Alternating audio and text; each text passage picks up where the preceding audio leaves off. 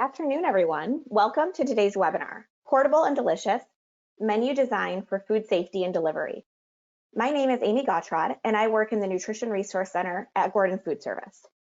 We are so fortunate to have two experts joining us today. First, Chef Nick Gonring. He is the corporate consulting chef for Gordon Food Service. In his role, Chef Nick conducts culinary research in New York, Chicago, and LA, which allows him to determine macro and micro trends and menu opportunities. He then shares this insight with the Gordon Food Service culinary team and sales, and in unique opportunities such as today's webinar, with all of you directly. Additionally, we have Allison Stock. Allison is a registered dietitian, and she has worked in the Nutrition Resource Center at Gordon Food Service since 2010. In her role, Allison focuses on providing support to healthcare customers through menu opportunities, along with determining tools and solutions customers need across all areas of business in order to help support our customers based on industry trends, regulatory, or food safety changes. A few housekeeping items before we kick off today's webinar. Keep in mind, this is a webinar, so you can hear us, however, we cannot hear you. We are recording this webinar, and we will post it on Gordon Experience within the next couple days. We want to make sure we are taking any questions that you may have throughout the webinar, so please take advantage of the question box located within your GoToWebinar panel. Additionally, we have applied for continuing education units through the Academy of Nutrition and Dietetics and the Association of Nutrition and Food Professionals. Those certificates will be emailed out to all participants tomorrow, which is Friday morning. So before we dive into the content, just want to kind of set the stage. We know the non-commercial food service industry has started to see a shift with meal service due to social distancing or perhaps guidance to close communal dining and other factors. As a result, menus have had to quickly evolve from self-service models to meal delivery or to grab and go. Making this quick shift in meal service can be challenging, especially when you want to continue to focus on guest satisfaction, food safety, and menu creativity.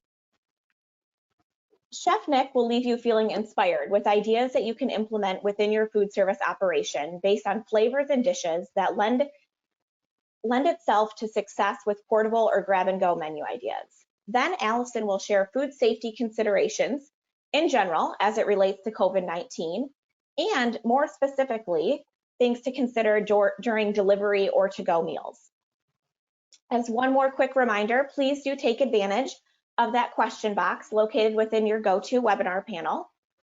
And with that, I'll turn it over to Chef Nick and Allison.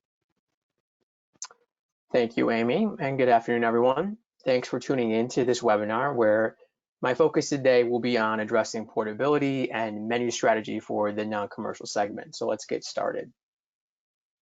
I first just want to provide a brief overview for the time I get to spend with you folks, and we will briefly discuss the current factors and limitations that you as food service operators are facing today.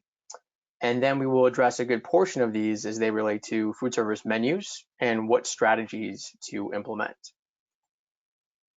So this first slide, talking about limiting factors, which I'm sure you are all more than aware of, but I just wanted to highlight them very quickly and also talk about one that is relatively new that has been coming to the fore. So Allison will talk about sanitation more so at the end, but obviously that's top of the stack. But as we get into labor shrink with the current pandemic and having more skeleton crews in the back of the house and having this portable atmosphere and how that relates to menus is very important to keep in mind. Most states are no self-service, where I guess some states are allowing some self-service in the healthcare and C&U segment, as well as K through 12. And obviously portability is the biggest driving force I think that we're going to talk about today as far as the menu is concerned, and still making them super flavorful.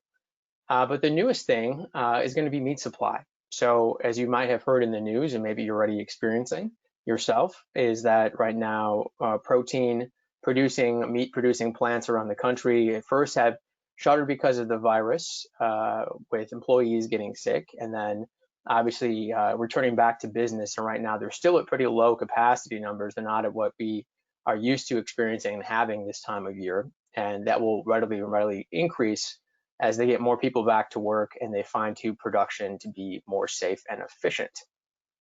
So let's go through some of the definitions of really what I think portability means. And I think one of the key things here when you're looking at menu, right, is that, cold dishes reign supreme. And what I mean by that is basically when you're designing your menu, you want to have a good balance of mix of hot and cold, but cold allows you to get things done ahead of time, right? Your preparatory things can be done in advance. You can stage them in a certain way. And certainly, from a grab and go perspective, they can be chock full and ready and not worry about them drying out, etc. So you want to be cognizant of that as you look at your menu mix. But these things are really specific to, that you can see in front of you, are really specific to hot foods. So bone-in meats being the first one. We're talking about rotisserie style chickens, airline chicken breasts, bone-in pork chops, bone-in steaks, poultry leg quarters, shanks, things of that nature. And that is really going to allow you to have more moisture or moisture retention as they are portable and they are delivered in that fashion. So you'll have more of an insurance policy, if you will, of keeping those foods more moist and having better receptivity when it gets to the end user. The next item being braised items. So here we're talking about things like pulled proteins, right? So rotisserie chicken that you had above in bone-in meats could very simply be repurposed and pulled and used in a multitude of different ways, both hot and cold. So your cross utilization there of some of these proteins is really, really important as you look at your mix of menus. But certainly, pulled pork, duck leg meat, short ribs, chuck flats, all these things are great items. And again, because you're pulling them and they are obviously going to be tender at that point in time, you can really get ahead on some of your proteins and not have to worry about making them to order. It's going to allow you to get very ahead on some of your preparatory things as far as the back of the house is concerned. Vegetables, you're gonna hear me spend a lot of time about vegetables, and a lot of it goes back to that meat supply issue chain side that I had prefaced just previously on the last slide. But when we're talking vegetables, we're talking about root vegetables. We're talking about the dices of them so they can port well, and so that they're not going to get to the end user being, limp or dry. So you want to be cognizant about how you're preparing them, and then also what kind of size and format you're making them in. So whole vegetables are great when you talk about casseroles.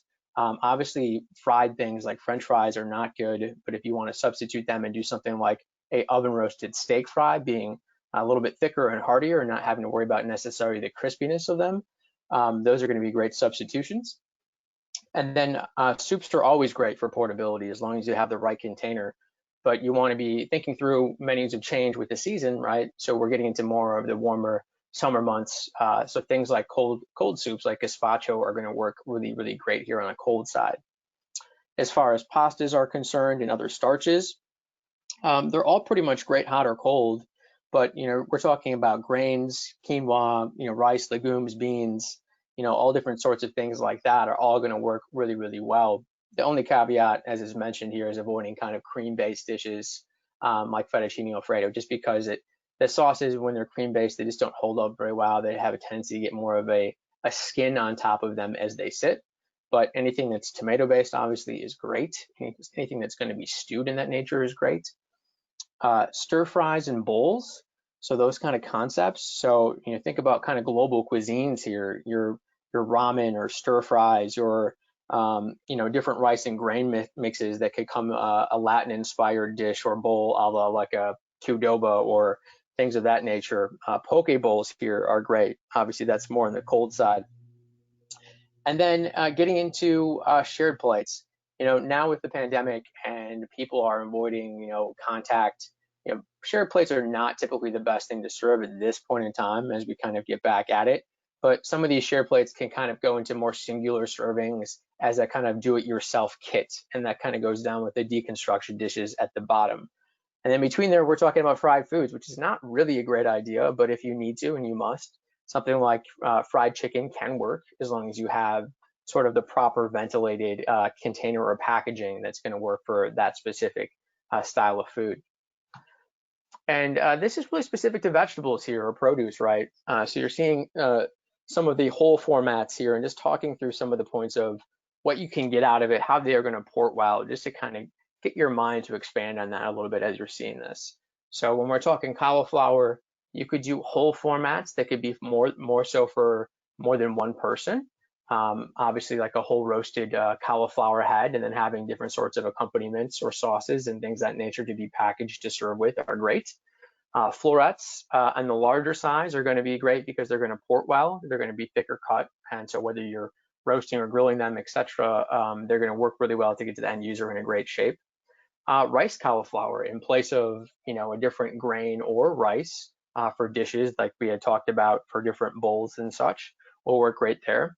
And then hummuses. And so when we say hummus, I mean, you could think about different purees and the vast majority paired with different beans or legumes and pureed in a way to make hummus with quotes around hummus. And we have a whole host of different recipes that we have internally that your sales team can help you to get in your hands. If you want to look at hummuses in a way that is going to be great for cross-utilization in some aspects, because you can basically take a lot of byproduct cuts or things, roast them, puree them, and throw them into hummuses to really have a different flavor, have a different rotation, and also help limit kind of limit your food waste and have better food cost. So be cognizant of that too. Corn, I mean, you could do whole roasted corn, halves, kernels, puree, street corn concepts. Leeks are great, whether you want to have them and roast them in that format or caramelize them, rounds. They're great for braising. Whole carrots are great. You could cut them in rounds or bias cut them or oblique cut them. Peppers, any format of peppers are great. You'll see some different examples from this presentation later on, but you could stuff them, you could cut them in fajita style, large dice, fire roast them. And then, different types of squash, even though we're coming to the summer months, butternut squash still hangs around all year. So you can get things like that to be able to have as a large format, or you could do a large dice, puree, mash, etc. And at the bottom here is just kind of reiterating the fried food, right? So you really don't want to do French fries because they will get soggy. They are not great. I'm sure not a lot of you have fryers anyway, from a segment perspective. But here to replace something like that, simple chips are great, whether you want to make them or not. You can have them individually wrapped in bags, and certainly we have all different sorts of brands and quantities and flavors with that. Mashed purees, pancakes, potato salad, you name it, right? Potato is king when it can morph into a lot of different things. I just put a couple pictures on the right-hand side of the no French fry sign to just quickly talk through something that I did for social media for Gordon Food Service that we put on Instagram. And then it's, hey, replacing French fries, be conscious of that and do that with, some different aspects that are still craveable and that port well. So the first one being kind of your German potato salad that could be hot or cold. And then the middle one is a fried dish, but it is prepared in a way that will actually be executable and will get to the end user still in great shape. And that's really just the fact of taking red potatoes, boiling them just so that they're tender, and then letting them chill slightly and being able to smash them with the palm of your hand. And basically you're going to get kind of these non-uniform shapes of smashed potatoes that as they chill and the starches and the sugar content in those potatoes firm up and kind of solidify, they are great things to fry and get kind of crispy edges and different points of texture, but still have a creamy interior, and they'll still port well. And the expectation is for them not to be crispy like French fries when you get them, just a different kind of vehicle of potatoes to serve. And the last one, kind of harder to pick, but it is a kind of a rustic Italian mash, so something that is not super smooth. It'll still have some texture to it, and this one is made with olive oil. So these are some recipes that I created recently just to talk through on social media about people being conscious about switching out from fried dishes on potatoes to different options that are still going to have really good results and good feedback from the end users. I want to talk real quickly on value-added produce.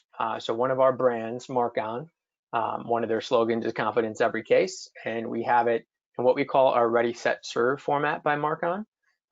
So if you're not familiar with it, it is basically value-added produce that is either cut or diced, halved, etc., ready to go to cut open the bag. It is food safe. It's been washed. We have different checks and parameters surrounding that to make sure they can be traced back to the field and who picked it. But you look at some of these examples, and we have over 100, at least 100 different items, depending on what region of the country you're in, that all follow from this program. And I highlighted just a few of them and talk through. So this first one being avocado halves, I probably wouldn't have paid much attention to it until this kind of pandemic thing started, and we're all trying to limit contact and surface contact from food production as the consumer or end user sees fit, and they want to have more confidence. This is something that will be easy and great to use, because the way that these ship in is they're shipped in individually cryovac halves. And so what's great about that is, for one, they don't oxidize because they are cryovac, in fact. And it's something to maybe think about of putting into like a salad, not maybe as a kit, but as an ingredient that's already wrapped, and that just limits the contact and also doesn't oxidize. So you can put it in there just in the wrapping. And I think consumers or end users will see that and just have kind of more rest assurity and know that, hey, nobody touched this further from the processing plant point of it. So just kind of think through that and kind of that logic as we go through some of these things. Obviously, different lettuces and salad blends. We have tons and tons of different ones to look through. But I highlighted a few of these kind of slaw mixes because they're great for both hot and cold applications. And really, they can be for stir fries or just your simple kind of slaw that you can dress with either a coleslaw style dressing or what kind of vinaigrette that you feel would be great that fitting your menu theme. But because they have different, leafy greens and vegetables in there, I mean, that is such a strong value, because you don't have to bring in these commodity products and then cut them or shred them yourself. They're already prepackaged and done in a way to be food safe and ready just to open the bag and throw in a saute pan or throw in a mixing bowl to make something prepared as far as the salad is concerned. So first one's got kale and Brussels sprouts that have been shaved, some broccoli, cabbage. The one on the bottom has broccoli, kale, cabbage, cauliflower, radish, and carrot. So just some great options to think through. In between there, you have broccoli florets, and it's not anything that's earth-shattering from a culinary perspective. But again, it goes back to that last slide of when you think through the size and formatting of vegetables as they're going to become very, very particular and sensitive around, the meat producers and their limitations right now. And we'll go through that from more examples on the street level in a few slides here. This is kind of the size that we're talking about. You want to make sure that they travel well. So florets are great because they're already done, and you can grill them or saute them, roast them, etc., and fit them in your menu scheme really well. We have different sorts of juices as from a category perspective here. So I'm showing you orange juice, but we carry fresh squeezed and lightly pasteurized orange juice, lemon juice, lime juice, grapefruit juice, which are great because we're not necessarily thinking in the space of just being a single serve or being able to put it into a cup to drink. But depending on what your workload is and what you're trying to create in the back of the house, maybe it's going back to hummus, and lemon juice is something that you're going to be utilizing. You don't have to squeeze a bunch of lemons, and if you want to use fresh ingredients or something that's more fresh and not shelf stable, this fresh lemon juice is going to be a good fit for you that's lightly pasteurized and have a better shelf than just fresh squeezed and not lightly pasteurized. And then getting into the herbs, your scallions and cilantro, I mean, those are some of like the dirtiest herbs typically when you get from the commodity side. And so you have to wash them to be thorough. And I think as we think through this pandemic, and food safety is a big piece of that. So that I think the last thing that you don't want to have to deal with from an operator perspective is some sort of foodborne illness. So trying to capture some of these value added produce items, for one, to ease the preparatory load or labor load, but for two, just on the sanitation side and food safety side, I mean, these are really, really great items to be able to utilize and learn from and glean from to put in your menu and follow suit.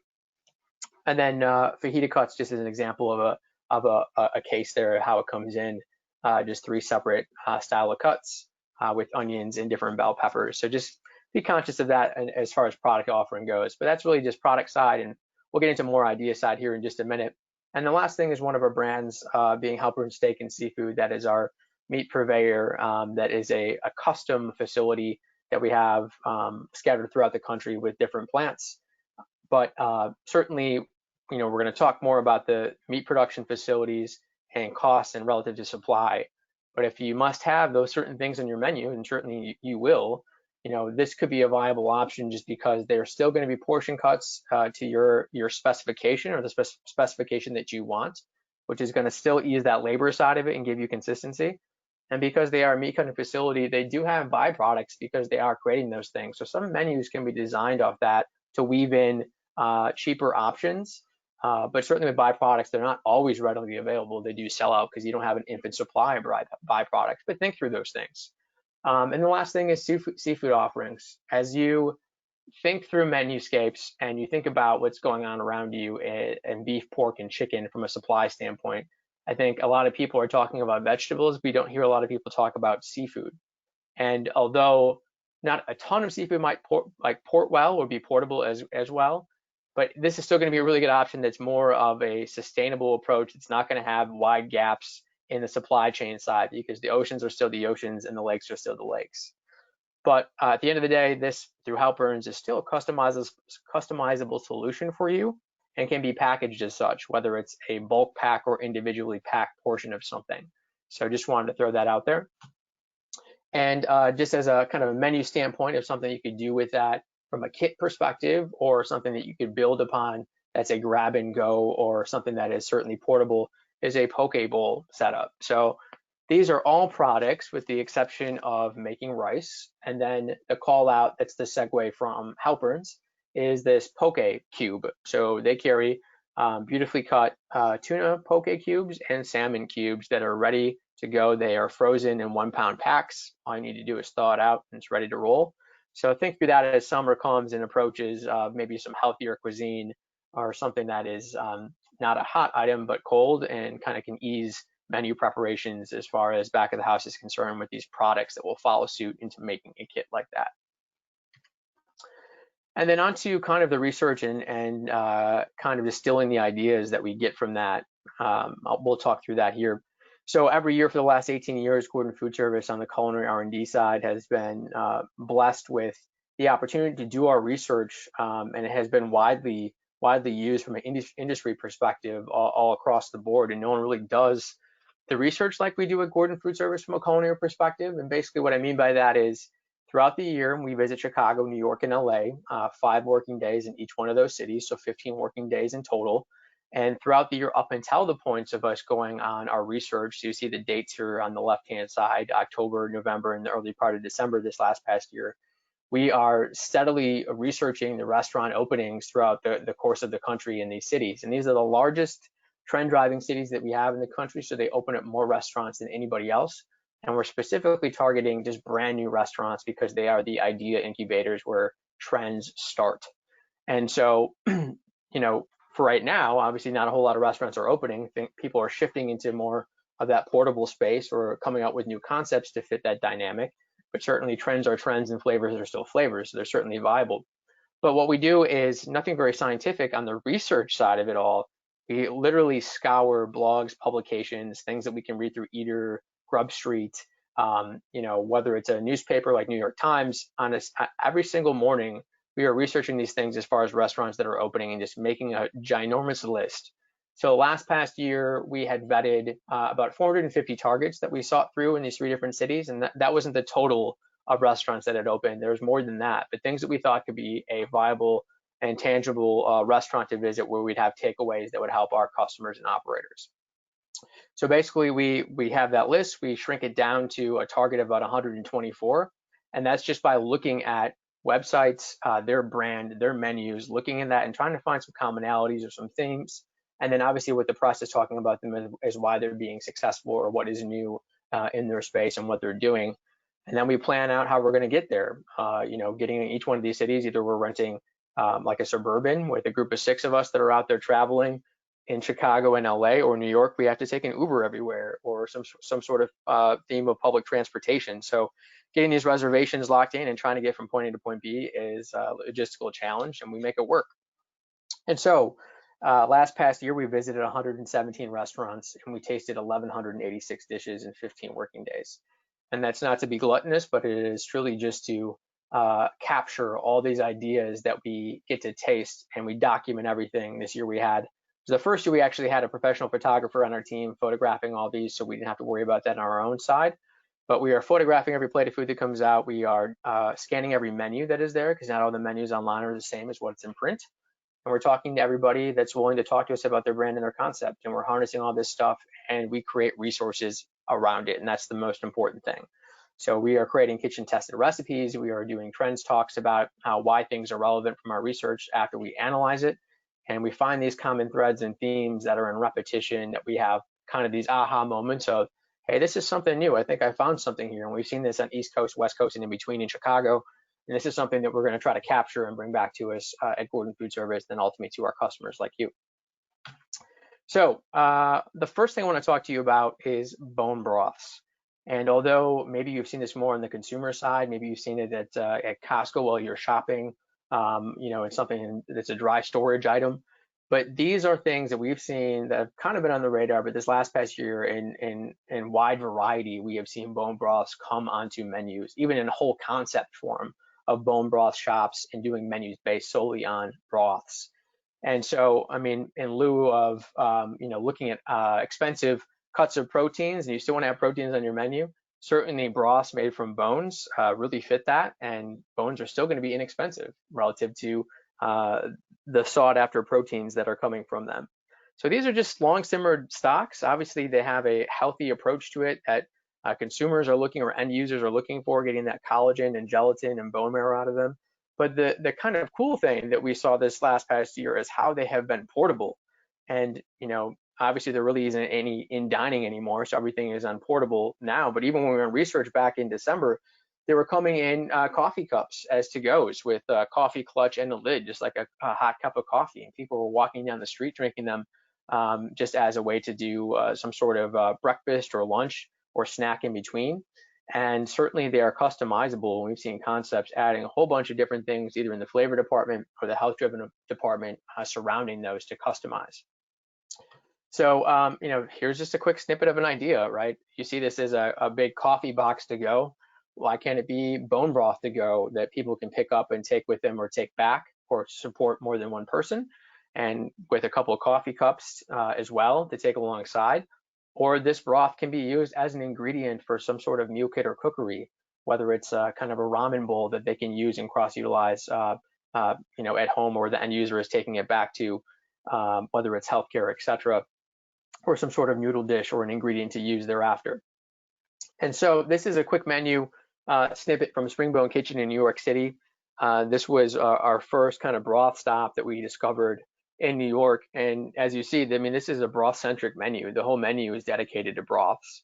So they're really just, making a few different simple broths and then using that as a highlighted ingredient here, or as a specific customizable concept for people to add in stir-ins. Like, it's kind of your smoothie concept, but this is broth-based, and here you have a chance to customize it with things that are health-driven and flavor-driven. So ginger, turmeric, vitamin C, zoodles, your zucchini noodles, collagen protein, all those things are fair game. So these are some examples that we saw in research. This is Marlowe and Daughters in Brooklyn, a really kind of iconic deli that switched to have a sandwich program this year, and that's why we went and sought them out. But the first thing that I realized when we walked in the door is, now they had a self-serving station, what I'm not telling you to do because we're trying to limit those right now, but they had it looked like a coffee kind of kiosk, and as we approached it further, it said bone broth on it. It didn't say coffee, it was chicken bone broth. And so it was just to grab a cup and a coffee clutch and a lid and pump your own coffee. Maybe you grabbed a potato salad and a sandwich and you walked out the door. So that was kind of our first aha moment from a portability standpoint. And then back at Springville Kitchen, these are some of their menu concepts, and this is how they appear. So their immunity broth, chicken broth with garlic, ginger, vitamin C. Their liquid gold, chicken bone broth with coconut milk and turmeric. And then they start adding things into it to either make it more nutrient dense or to be more filling. So here they're adding kimchi to it. So their beef broth with kimchi, something you could take a spoon or a fork to, be able to take down the street and eat almost like soup. Bad hombre broth, chicken broth with Spanish rice, a little salsa verde in there for some flavor. Beef pho, another great example here. So adding some beef to it, some mushrooms, peppers, scallions, you name it. And then even a vegan option on the pho by making kind of a seaweed mushroom broth. And we're going to talk a little bit about sea vegetables a little later, but just to call out for right now. And lastly, on the research side of things, as we're trying to cross-utilize products as much as we can on the menus that we're designing and making sure that they're shrunken menus and not showing repetition in our verbiage of how we're describing things, If you had bone broth that is a portable thing to take down the street to walk with and drink or consume, you could easily do a stone bowl kind of concept with that same broth with a whole host of things that you can cross utilize on your menu. And here in Chicago at Flora Fauna, they did exactly that. What they have on here from a protein standpoint, and they also had a vegetable stone bowl on their menu. Here you see skirt steak and pork belly and chicken thighs. Well, they do all their butchering in-house in the back of the house. They're cutting down stuff and they have byproduct in bones. So they're taking that and being able to create broths from it, and then really fortify that in flavor, reduce it down a bit to make this really nice hearty broth. But then they're weaving in all these different vegetables on their menu that you would not be able to discover and realize that they're doing it very creatively, unless maybe you're an operator yourself and you kind of know that game. But most consumers or end users are never going to realize these things, and so they're great tricks to have and to throw in, and to make sure your menus are still spruced up and interesting and having loads of flavor, but not being in repetition. And at the end here, just another concept that you can do with broths is doing some sort of ramen or pho concept. And this one is all plant-based because they're using some fermented chili paste and miso, which is fermented soybeans, wild mushrooms, and then some pickles with kimchi. And you see radishes in the background, kind of build your own. But these are easily executable things that are portable. And then on to vegetable-centric cuisine. I'm going to spend a good moment talking about this because I think it is super important, especially right now. So we're talking here about partnering plants with proteins. And so throughout the pandemic, we have seen numerous headlines about plants, your Tysons, your Cargills, your Swifts, those sort of plants and closures as they've been affected by the pandemic and their employees working in that workspace having to close, and what that does to the food supply chain. So some of the quotes here, right? So even Wendy's, from a drive-through perspective, didn't have burgers. I mean, this hit the news.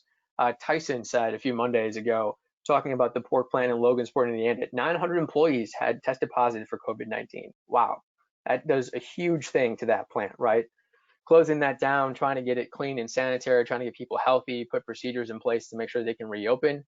And then look at this fact down here from a slaughter perspective. Hogs dropped by 50% pre-pandemic levels, according to Tyson's president. So the food supply chain has really been affected from proteins, and we're still playing catch up. And I honestly don't see it being nearly even close to being caught up through the summer months. So we have to be creative in that space of how we're going to implement menus of change, or how we're addressing these as people kind of, or you folks reopen these kind of concepts or portable kiosks in your establishments and get to the end user. And how we're going to do that, I think a really strong concept is using vegetables to your advantage. And what I mean by that, when we define veg-centric cuisine, is saying that it doesn't have to be either or, vegetarian, vegan, plant forward, if you will. It's saying the vegetables are coming to the center of the plate, and that is the star of the show. We want to be conscious about the flavors that we're adding to it. Maybe it's adding something that is global influence to drive that craveability, but then also adding meat-based products in there just in really small quantities, just to heighten that menu as an example and a definition, and to drive that intrigue, but to also drive that craveability factor, because vegetables themselves don't have a ton of flavor. It's what you're doing with them in a technique-driven wide to really make it stand out. And that's kind of what Vegcentric is all about. So let's look at some examples here of these kind of protein ads as we've seen it through research, and how you weave them in. So left to right, bagnacotta, which is an anchovy-based emulsion with olive oil and garlic, almost kind of like a vinaigrette, if you will. It's something you can slather on, broccoli and throw it on the grill, and it will have much more flavor from a broccoli standpoint than using it without it, with just salt and pepper and oil. Different sort of hams. So iberical hams, your prosciuttos, your country hams, not your brined hams, but your dry cured hams. These with small shavings will give you so much better result than not having them at all, or any sort of brined ham. And so a really easy example is going back kind of old school to your melon and prosciutto. There's a reason why that prosciutto is added in there, because it drives that craveability factor. Andouille, which is a spicy salumi Calabrian chili spread. We have tons of recipes, examples of how to make it with cooked pork belly and prosciutto in a food processor. Really small inclusions of this, either it be with vegetables or into like a hummus, for example, or as a flavor ingredient additive, gives a whole host and depth of flavor, and really drives that craveability. Meat ragouts, that's pretty straightforward. Lapchong, which is a fermented Chinese sausage. Lardo, which is a cured fatback, which is kind of what you would see on prosciutto, that fat end of the prosciutto as you slice it.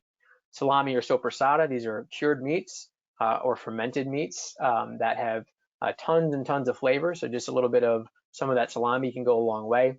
Chicharrones or skins, pork rinds, crisp chicken skin, being able to make chicharrones out of them or cracklins and just throwing that as a textural component and also a meat-based component goes a long way.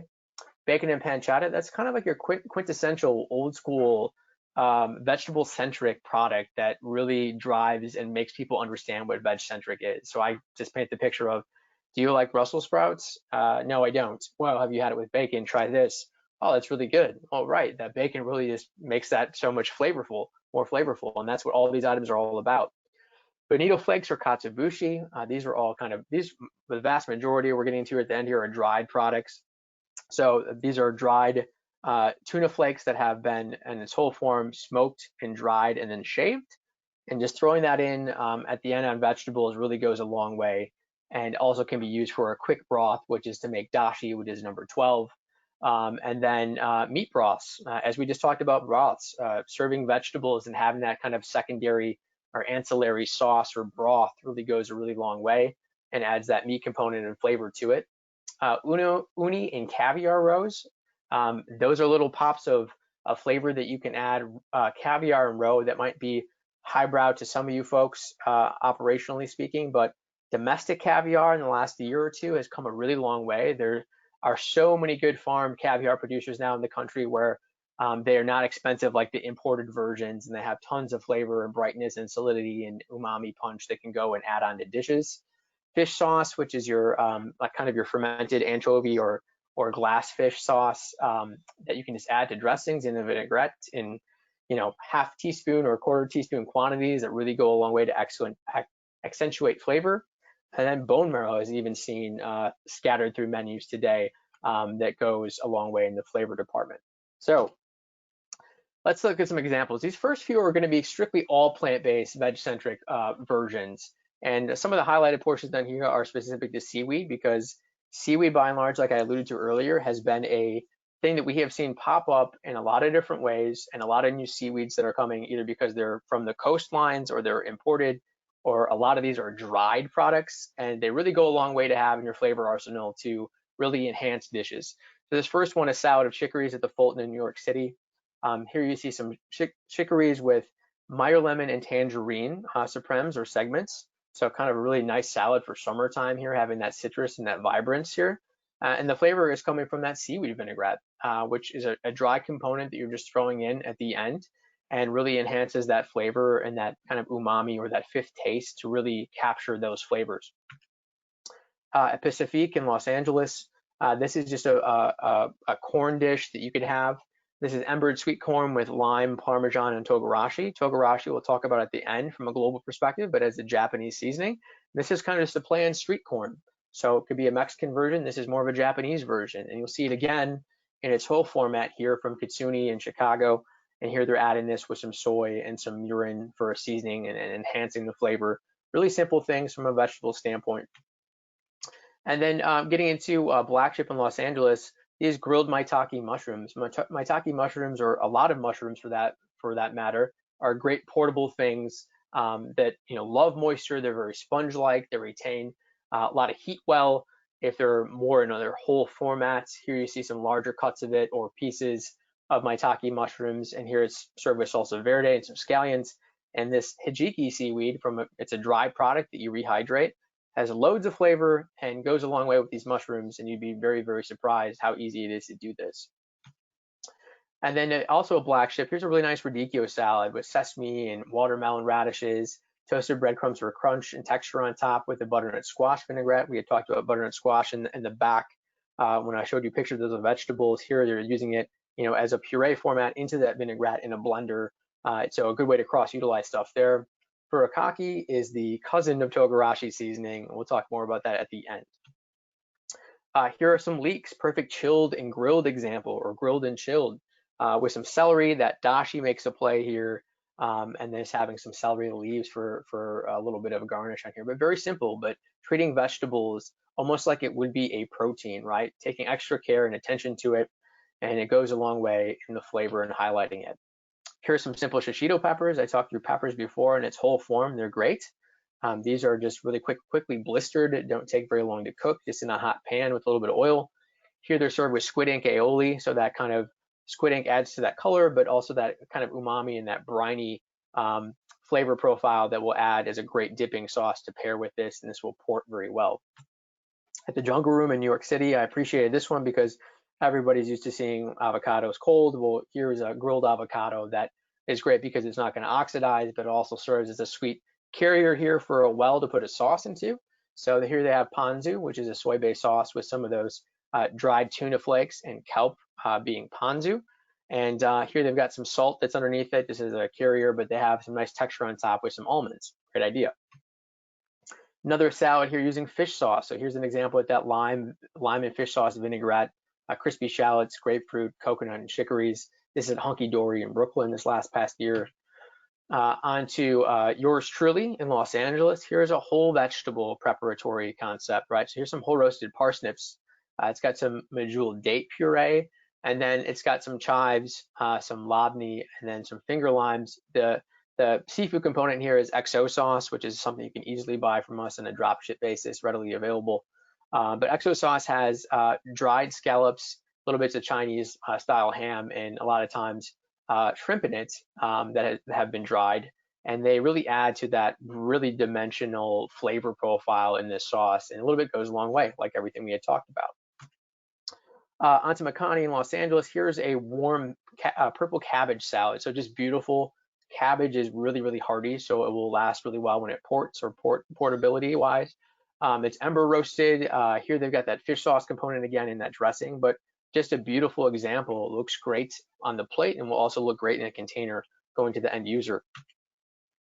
At Missy in Brooklyn, Chef Missy Robbins, here she's just doing a grilled beet dish. It looks very simple and straightforward, but she's adding all this flavor from this lardo that is encasing these beets and really adding the flavor as it melts. And here it's just some balsamic and pink peppercorns, really delicious and sharp dish. And then Somerset in Chicago, here's their grilled heirloom carrots in its whole format. So some more baby kind of style carrots, but really great here. It's served with smoked feta, some dates, and then andouille comes in with a small crumbling to really add and enhance that flavor. And then they have a pistachio granola on top for texture. Really awesome portable concept here that would work. And at Marlowe in Chicago, here's their Solterito salad. I added this in there because I think it's beautiful and this really health-driven concept. It's a salad, but it's not filled with leafy greens, but it's filled with your edamame or soybeans, little bits of cherry tomatoes, charred corn, queso fresco is for cheese, cilantro, some puffed quinoa in there, some pumpkin seeds. Look at it. I mean, it's just beautiful. And we actually did a recipe version of this just really recently. So here's our version right over the top. It looks very similar to that. So again, a lot of these concepts that you're seeing, we have tons and tons of recipes to support you folks with it. Just talk to your sales team or a local marketing team to help navigate those ideas and bring those recipes to the fore for you. Onto Masonyaki in New York City. Okonomiyaki is a Japanese pancake, and here they're making it with cauliflower. So there's really no proteins in here at all, but these condiments on top being Kewpie mayo or Japanese style mayonnaise, bulldog sauce, or like a katsu sauce over the top here with some peanuts for texture or hazelnuts. Here, this is just a great, easy, portable concept that's really specific with vegetables being cauliflower. Speaking of cauliflower, here's the Jungle Room in New York City. Here's a whole roasted cauliflower. And as I talked to you before, whole cauliflower dishes can port well and are great sizable formats to feed a lot of people. Here, this is with black garlic or mole over the top that's caramelized when they're roasted. Very awesome concept. And then getting to the beatnik in Chicago, this is charred broccolini with nuck chum, which has fish sauce in it. And then sunflower hummus. Hummus, again, really awesome way to utilize lots of ingredients. We have tons of resources surrounding recipe concepts with hummus, whether it's with legumes or beans or cauliflower, etc. Pomegranate seeds and puff rice to finish it off for texture. And then back at Somerset, here's another charred broccoli dish with black garlic, your fermented garlic here, almond yogurt, crispy chicken skins, those chicharrones come into play for texture, small inclusion, limited cost. And then lastly, a couple sandwich concepts on the veg side that are also portable. Just to keep in mind, back in 2008 and 2009, when the Great Recession hit, there were a few staples of menus that really took off, and sandwiches are always one of those things that by and large jumped in 2008 and 2009 because they're typically inexpensive, people receive them well, and they're also very, very portable. So here's a carrot banh mi. So instead of pork, they're using carrots. Great suggestion, great idea. It's how you treat those carrots to make it be successful. And then at Banh Mi in Los Angeles, here's a mushroom banh mi. So just switching out pork for mushrooms or beef for mushrooms, all the ingredients listed there. And then at Jungle Bird in New York City, here's a crispy yellow yam banh mi. So using a sweet potato or a yam in place of something and really adding bold flavors surrounding it to really drive that dish home. And then the last couple of slides here are on global enhancements. So as we think about global cuisines and really adding that that really strong or kind of bold flavor to excite the palate, a lot of these seasonings and seasoning profiles are really just great plus ones to add or to keep in your back pocket. And these are readily available through us, so it's not like you have to buy a bunch of different spices and seasoning to make these mixes yourself. So togarashi and furikake are Japanese style, primarily made with white and black sesame seeds, some sort of seaweed component in there for flavor. Togarashi has garlic and ginger in it, and a little bit of chili flake. And then furikake has seaweed and sesame seeds, and then typically some sort of protein component like that shaved tuna flake in there to really add and bolster up the flavor department. Za'atar is Middle Eastern with sumac and oregano and sesame seeds. Pastrami spice, I put that on there because we saw so many meatless sandwiches on our research. You think about like a rutabaga Reuben, instead of using corned beef, smoking that rutabaga if you have access to that smoker, and putting pastrami spice on there. Now you've got a Reuben style or pastrami style rutabaga sandwich, really easy add there. Everything seasoning, great on hummus for texture and flavor, a very common flavor that people are used to and approachable. Herbs de Provence, more floral. Piri piri and harissa are very on-trend spices that we see in North African cuisine and also in kind of Middle Eastern cuisine. So global mashups, right? That lends to that gets into that space of global mashups, adding those flavors to become excitable and to make people understand it and reach that approachability of it, and to drive that awareness and heighten that awareness on your menu. And a couple kit ideas that I want to throw out there, maybe you're aware of them, maybe you're not, and maybe you're purchasing these today already. But these tastefully balanced kits, these to-go meal programs that we have designed are very specific to your segment. So this first one is really, really nice because they come in as ingredients that are already prepackaged. All you need to do is assemble them. So there's 17 varieties of them, and basically you just have to put them in the containers from an assembly standpoint and then label them. You can get the labels through us from this meal program, or you can create your own if you're trying to be brand specific. But possible audiences down there, senior discharge meals, healthy employee meals from a hospital standpoint, or CNU standpoint, these are great to-go concept kits that are just turnkey. And then also packaged meals. So here you see another grab-and-go kind of style concept. And these ones are already prepackaged in the container. And they are prepackaged right in the container with cryovac packaging. So it has a really, really good extension to the shelf life on it, which is amazing. And because they're in the format of cryovac portion ingredients inside the container, they can also be dropped in a pot of boiling water, each one of those packages, to reheat very simply. So a very easy cook perspective to the end user getting this package. And so being conscious about those meals, and those are really, really turnkey. They meet the nutritional parameter that maybe you're looking for. Really good for grab and go, emergency room meals. A lot of really good concepts here. And they come with that label. So this is like as most turnkey as you can ask for. And then bulk meal kits. So if you're looking for something to combine a speed scratch kind of concept, or just taking these as is, I mean, these particular items come with all the ingredients in a bulk format to make a kit. So, you've got noodles and different sauces. You've got, beef and pasta. You've got chicken Alfredo as a kit, and all these are compartmentalized ingredients in the bulk format. So really, really great. For just about anybody, trail line, grab and go, family meals, you name it. These are great concepts. Again, not you have to buy multiple things to produce it. You're buying one box that hosts all the ingredients in a bulk format. The last thing I want to touch on before I personally run out of time, before I take it over to Allison, is our resources that we create. How do you get access to those?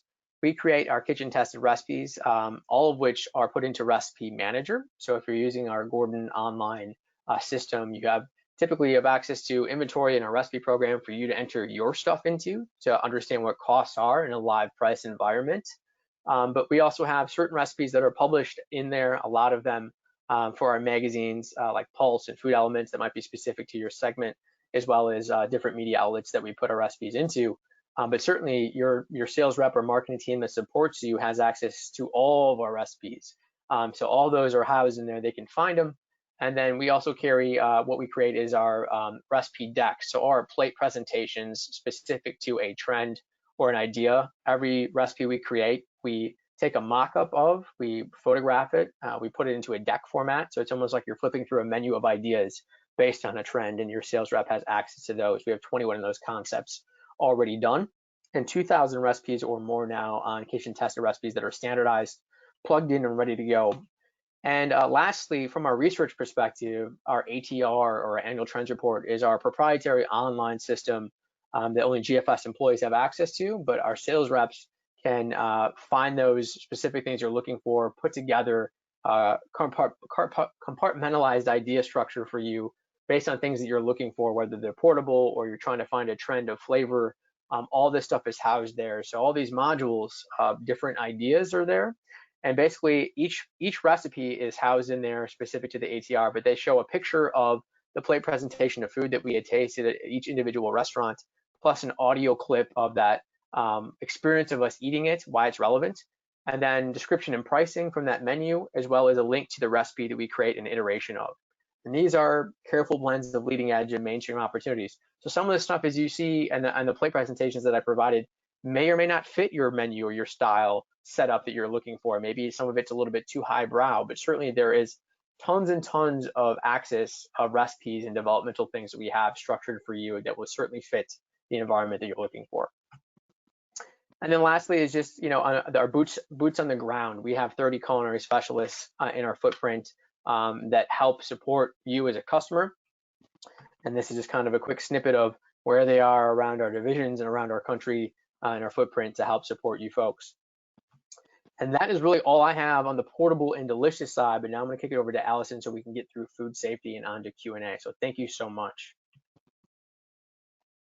Well, thanks, Chef Nick. Those were definitely some excellent ideas to, keep our food portable, but also delicious. I know I'm hungry now after seeing all those ideas. But we are going to switch gears, as we talked about now, and talk about how to keep our food safe while we're doing these different concepts, whether it be in a takeout or delivery format for your guests. So first, we kind of wanted to just talk about dispelling, a myth that may be out there with some of your guests or potential guests, or maybe even your staff, which is the transmission of COVID-19 through food. It's definitely a myth, which is the good news. According to the FDA, the CDC, and the USDA, all of them actually agree. Currently, no evidence at all showing that it can be transmitted through food or food packaging.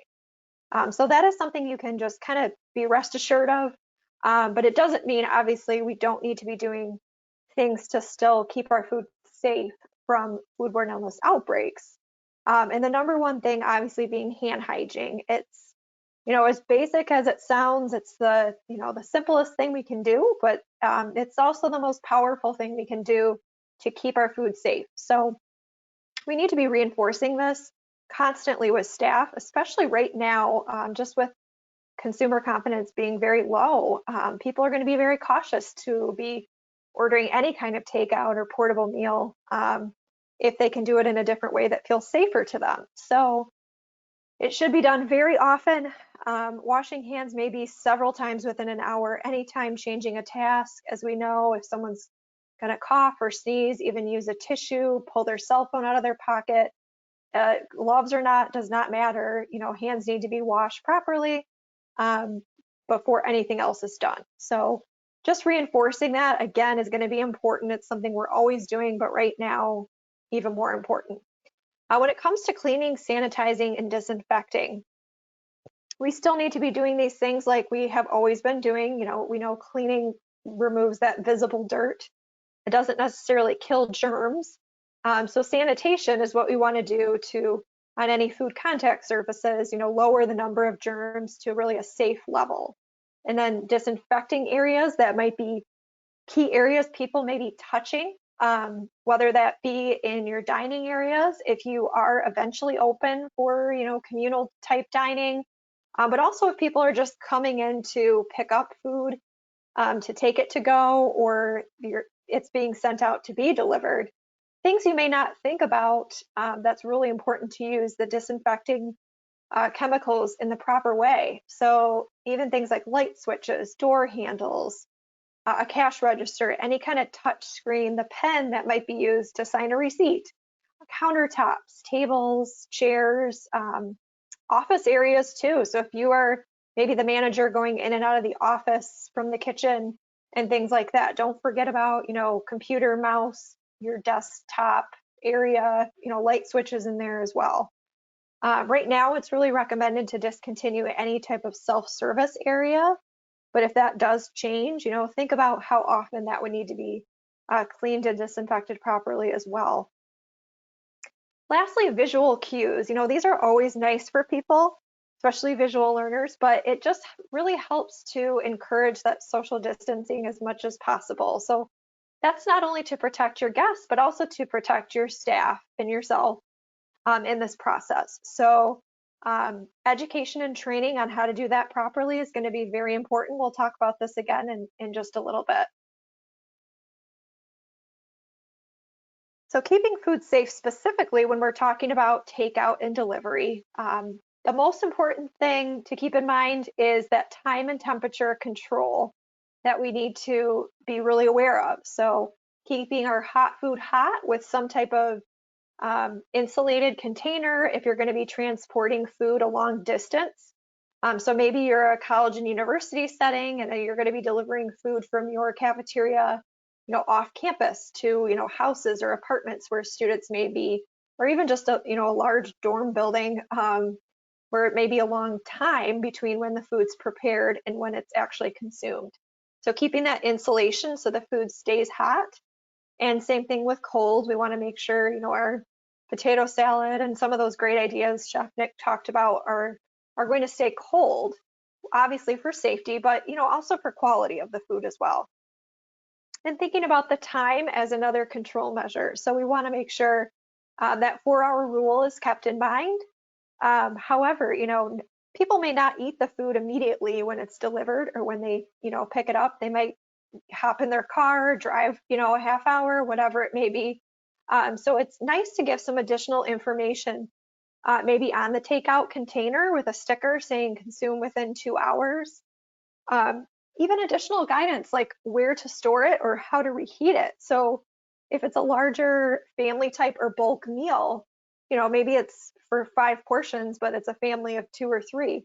So how do they reheat it properly? To what temperature? Should it be kept in the refrigerator or the freezer? Just things like that. That additional guidance can help keep that food safe from the source, which is you. And then thinking about security, this is also on people's mind as well. So they want to make sure no one's messed with their food, right? Especially if you're using some type of third-party delivery service or even just your own staff. They want to make sure no one's, snuck a fry out of the bag or whatever. So using a tamper-resistant seal or sticker on the container is a great way to kind of show your guest, hey, this food has not been touched, the sticker has not been messed with, your food has not been touched, so it's safe. And lastly, if you do choose to use a third-party delivery service, maybe that's new for you, or maybe you've been thinking about that for a while, instead of outsourcing that, instead of using your own staff. Just make sure you do your homework and looking at, what are the food safety principles that third-party delivery service will uphold, and what do they enforce, and make sure it aligns with what you would have in place in your own, kitchens and operations. So moving on to specific anyone that may be attending, that's it from the senior living setting. There's definitely special considerations with making meals portable. So for tray deliveries, we really need to make sure that all the items are going to be covered on the meal tray. Even side items, beverages, silverware should be wrapped so it's not, exposed. Things like that are going to be very important to continue doing if you're not doing that already. Any patients or residents that might be in an isolation setting, typically you're not going to have the food and nutrition staff going into those rooms. That's almost unheard of, but they may be delivering it to the nurse assigned to that resident or patient. But if there's any type of change in that process, you would want to make sure you plan for how to keep that, food safe during that process. Again, sanitizing is still important here too. So during delivery, if it's, to each, resident room or patient room, having staff sanitize their hands. If they can't wash them, at least sanitize them with a hand sanitizer before and after each delivery, since they're, maybe going into a room or touching anything potentially. With pantries or any kind of kitchenettes that nursing units may have, really consider restricting access to those right now. Just the less people touching things in there and touching the door, the better at this point. And it's really less, sanitizing you have to worry about doing. So just kind of for the short, brief time right now, just kind of think about, can you restrict that in some way? And then finally, like we mentioned earlier, if you can use some type of signage to really encourage social distancing during delivery and pick up or take out options, we do have some tools at GFS to help you do that, so that you can educate your staff about, what 6 feet really is, to keep people apart in that restricted way. So now we're going to move on to some support and solutions that GFS has available for you. All right, so we have a number of resources to really help you with these concepts. I know we kind of are briefly running through them today, but there's a lot more information out there we want to make you aware of at your fingertips. So first of all, we have 2 different white papers specific to whether you're in an education setting or in some type of healthcare setting. You have one, for your segment. These are a great starting place if you haven't looked at them already. They have, facts and figures you can use to kind of back up any type of policy change you want to make or need to make. So make sure you check those out. I'll show you how to get to those in just a second. We also have product lists so that you can understand, which products from GFS do I use that are going to be effective for disinfecting and for working against coronavirus. So those are excellent resources as well. If you haven't seen those yet, I'll tell you how to find those in just a second. For those visual cues we talked about, we have a lot of different food safety posters, such as, how to wash your hands properly. I'll show you what that looks like in just a second. We have that laminated, available in both English and Spanish, and a number of other food safety posters. We also have training topics. So as you train your staff, to save you the time from having to come up with these trainings, because we know you're busy enough as it is, the number one training topic we find people click on and use, which probably is more important now than ever, is personal hygiene and hand washing. So these are packaged presentations. They have a full PowerPoint slide deck, a pre and a post test with answer keys, attendance sheets, certificates of completion. And this one in particular, we have in a video format as well. So you can just kind of have someone sit and watch the video if you don't have time to do live training, maybe with new employees or something like that. And then we have a new resource that is coming soon that really connects back to something that Chef Nick talked about, with the supply chain being impacted, with chicken and beef products. We do understand this could cause a strain, or, how do I change my menu to, deal with some of this? So we're working on a resource right now that hopefully will be out soon in the next few weeks that lists some alternative protein items such as seafood or some plant-based items, even some frozen products, and recipes to go along with some of that to help you come up with some menu alternatives if you need those, if you have to substitute something out. So like we said, those will be out in the next few weeks. We'll make sure to communicate to our sales teams that those are available to you once they're ready. This slide here, this is showing you one of our newest posters. This is called Food Safety for Deliveries. So it's a pretty large poster, but it kind of walks you through each step in the process from, the food coming in your dock from GFS all the way through preparing it to delivering it, and then, guidance to give to that end user of your guest. So that's a new poster we have available for you. Another one we have is the wash your hands poster that I mentioned. This is a very popular one. Again, it's in English and Spanish, and it's a laminated poster as well. So great, 2 of those we'd recommend, but there's several others that you can access. So now how do you find these things? As I've said, I'll tell you in a minute. Well, now we're going to tell you. So those white papers that I mentioned and those product guides of which products can I use, those are located on Gordon Experience. So where you log in to do your ordering, instead of going into your shopping cart, go to the section called Resources. It looks like a little stack of books. If you haven't been there already, that's the icon symbol. And we have a page within the resources called Coronavirus Action Resources. There's a main page where a lot of this information lives, but there's also segment specific. So there's a healthcare subsection and there's an education subsection. So please check that out. We're constantly putting new resources on there almost on a daily basis right now. And then our training topics that I talked about, like the personal hygiene and hand washing, those are also on Gordon Experience under the resources, but in a separate area called food service training topics. All you have to do is click and download them. And then if you want any of those posters that I showed you or any other ones, you can definitely request a hard copy or copies, plural, from your sales rep so they can get you those posters.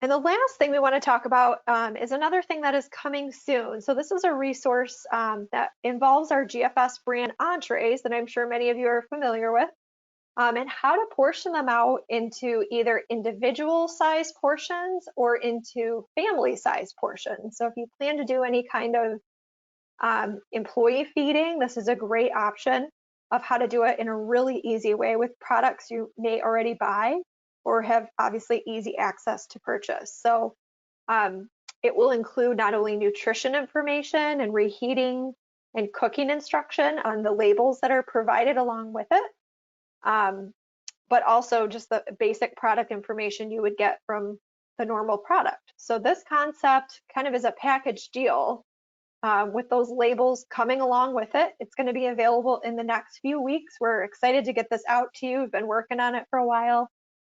So again, connect with your sales rep. We'll be letting them know as soon as this resource is available to you as well. And now I'm going to pass it back to Amy since we're done with all of our slides, and she will take questions if you want to send those in and read some out loud that we can answer for the group. Great. Thank you so much, Chef Nick and Allison. Allison, I loved your not only the reminder of food safety, but the really practical ideas you had for training and educating your staff, and also knowing that a lot of that is really at our customers' fingertips. And Chef Nick, I loved some of the really simple and quick ideas that you had. Some things I never would have thought of, like avoiding cream-based sauces, all the way up to some of your more inspiring dishes, such as I think it was a Solterito salad. That one really intrigued me. So this was a great overview. We'll take a look at some of the questions that came in. And again, feel free to use that question box within your go-to panel as well. Let's see. The first question is for Allison. Allison, how often do you recommend training staff on this type of food safety information?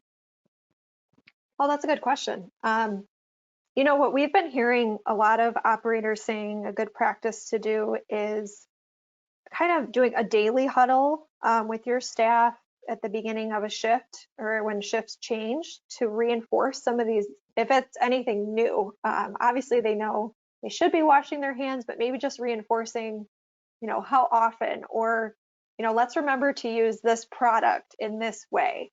So some of those specific things that we need to do right now that are just heightened definitely doing those, just little reminders on a daily basis and doing check-ins, once or twice a week with your staff. Probably not a full training because there isn't really a lot of time to do that on a weekly basis. But also if any changes come about, so maybe all of a sudden you're going to have people in the dining area again, and you didn't have that for the past few months, definitely doing a training or a number of trainings on that would be important. Or if you haven't been doing takeout or delivery yet, and you're going to be starting doing that, I would definitely recommend doing, a training with your staff and then reinforcing that during those weekly, or twice a week kind of huddles with your team. And at the beginning of shifts, just really short, quick reminders would be a great idea for training. That's a great suggestion. I think we can all agree that things change so rapidly these days. So I think that daily huddle, I can see how that would be a great way to get the latest updates out to everybody at the same time, right? Just to keep everyone on the same page. Perfect. Yes. And the next question is for Chef Nick. So you reviewed lots of trends, obviously related to meals to go, but what of those trends do you think will stay kind of if and when we switch back to more traditional dining? Well, I think that's a great question and great call out. And certainly there is a whole host of trends that we've taken back with us this past year as it relates to food service in general. And our sales and marketing teams have access to all that stuff as we approach that time period of maybe getting back to more of that normal environment that we're used to. But I mean, the first thing I'll say is that from a portability aspect, I think you're going to have to still be thinking about that, even though as shelter-in-place orders get released or relieved from different states, and they already are. We still have to be conscious about the end user or consumer standpoint and the apprehension of being in a formal kind of dine-in setting and the anxiety that is provoking with something like the pandemic that right now there's no vaccine for. So I think there's still going to be people that are certainly looking for those portable ideas because they don't want to live in that environment just yet, even though maybe the world around us is not sheltering in place still. So you still want to have some of your mix or your menu and design standpoint to still provide those solutions on a portable level. So I mean, if you're thinking through your menu concept, right, and you have some sort of in dining available now, I would still be thoughtful about how you're putting that together and still have a smaller menu for execution reasons, but also having it be done in a way that you can still allow those items to be portable. And so your core menu is still your core menu, but you have offshoots and maybe cross utilization is working to your advantage. You can provide portable solutions that are still delicious. But certainly there's a whole host, like I said, of trends that are still going to be evolving. And Vegcentric, I will tell you, is something that we've talked about for the last half a decade. We brought it to the 4 years ago, and we're still talking about it. And it's still a very, very macro trend that I don't think is going away anytime soon. So, I mean, I would still keep that in your back pocket of ideas of being able to relate to, especially as we're rolling into the season of summer. And a lot of people have been, sheltered in place and maybe consuming more calories than they're used to, and looking for some more healthy kind of driven options to, provide that need of having something that's healthy and fresh and still delicious at the same time. That's a great call out. I love what you said about kind of thinking of the menu as potentially that dual purpose type menu. So things that lend itself to maybe more traditional dining, but then also still within that meals to go aspect. And then it sounds like Vegcentric definitely has some longevity to it in terms of how trends go overall. So that's great. It certainly does. And if there's still folks on the call, I haven't looked at the list. I apologize for being a little long-winded. We tweaked some of the format, and I'm sorry, Allison, I cut off maybe some of your time. But obviously there's a lot to say this time and what we're all going through. And so we just want to give you the best information that we can.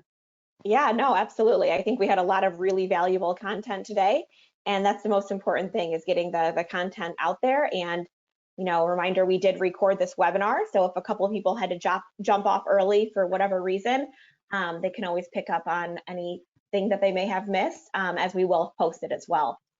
I think that is probably it for questions though. So just a few quick reminders. We will email out the continuing education certificates tomorrow morning to all participants.